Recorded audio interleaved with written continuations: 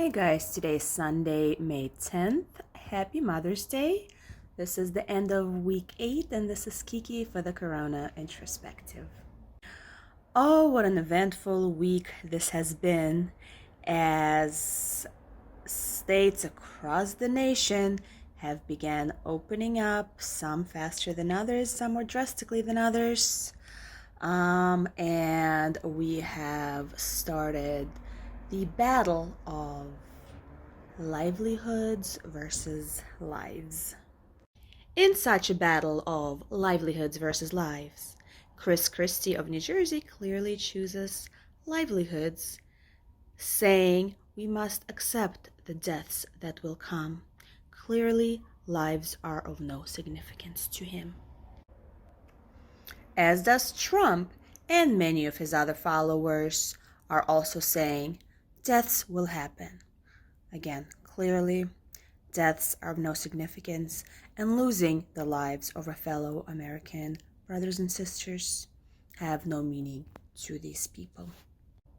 Within the same group are the protesters, yes, primarily white protesters, getting together in huge groups and masses on beaches and cities, everywhere, gunning up, storming the Capitol building, storming whatever they can storm, pushing security guards, killing people because they're too inconvenienced to wear a mask because they really want to go and hang out in the ocean.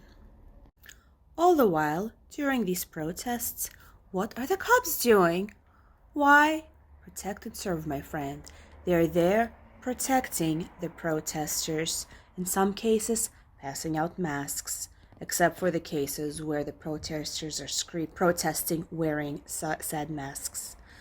In the meantime, on the other side of town, when our black brothers and sisters are walking in groups, what happens there? They are getting chased, attacked, tackled down to the ground, and arrested. Not for protesting, but for being in a group larger than recommended. While white people are literally taking up arms, going where they're not supposed to be, and choosing their livelihoods over their neighbors' lives. Listen. Lives versus livelihoods. I understand it is a tough financial time. I understand that a lot of us are running out of money. I understand that a lot of us don't know how they're going to pay their mortgage, their rent, how they're going to feed their children. It is not a choice that anybody should make. So let's not make that choice. Let's write this out together. Let's be there for each other. It is an unprecedented time when food banks are lined up with lines for food banks are lined up with BMWs. Yes, on the news there was a mile-long line to get food at a food bank full of luxury cars. It is an unprecedented time, but we must write this out together and not throw each other under the bus because you don't feel like wearing a mask. In other memorable news, this week we celebrated Victory Day or May Day, honoring World War II veterans. Trump has met several of these great men, all in their 90s, at the Arlington National Cemetery for a ceremony, and nobody was wearing a mask. Trump met these great men, all in their 90s, heroes of our nation, but also people in the vulnerable group in terms of their health, people that should not be getting COVID right now, came right in front of them with no mask. Several days later, we started learning that COVID is going around the White House, coming around the West Wing. First, it was Trump's valet that tested positive. The following day, Vice President Pence's press secretary tested positive. she is the wife of Stephen Miller, who also works in the house in the West Wing. So all of them rubbing shoulders, all of them together, and this virus is spreading. Nobody in the White House has been wearing any face protection, not for themselves, not for anybody else. And this thing doesn't just appear out of nowhere. So if people started testing positive, was at the middle of the week, Thursday, Friday, Thursday, Wednesday, when a couple days before that, when Trump was doing the ceremony with these veterans with no mask.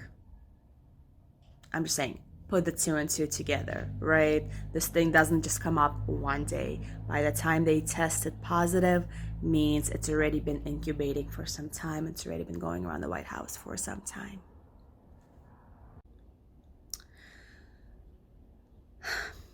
I have a confession. Today, I committed the faux pas. A taboo, something I'm not supposed to do, something none of us are supposed to do. Even though in stupid states like Georgia, hair salons and others have already opened, they are not here, not in Maryland, not in DC. And, that's for reasons that numbers are still growing. Yet today, for Mother's Day, she has invited our hairstylist to her house to do our hair. And I also took her up on that offer and I got my hair done. Why am I telling you this? Honestly, just coming clean, just for transparency. But also with all of that, with her coming over to the house, we did observe everything that we had to observe, all the precautions. Everybody wore masks. We all talked about, how we've been isolating and quarantining before.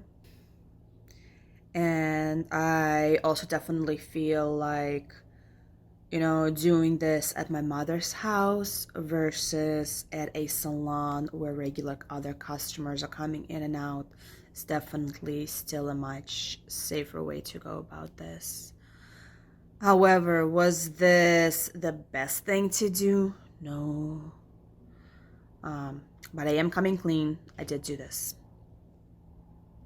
And through the guilt of doing this, there was also something that felt so normal and so good and made me happy.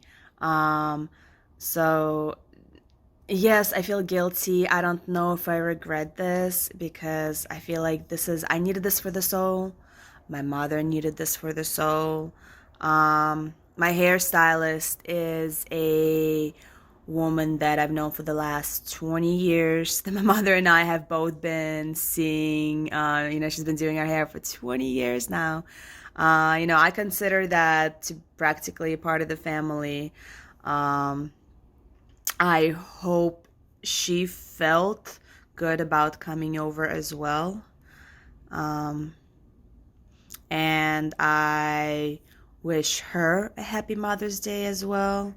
And I hope that's something that made my mother, my mommy, happy on this special day as well.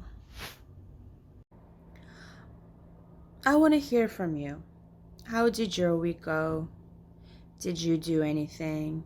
Did you celebrate Mother's Day? If you're a mother, did your kids or your significant other do anything for you? Or did you do something special for your mom? And how did you celebrate while still being safe and, observing social distancing? Have you been seeing your parents, specifically your mother in these last 2 months?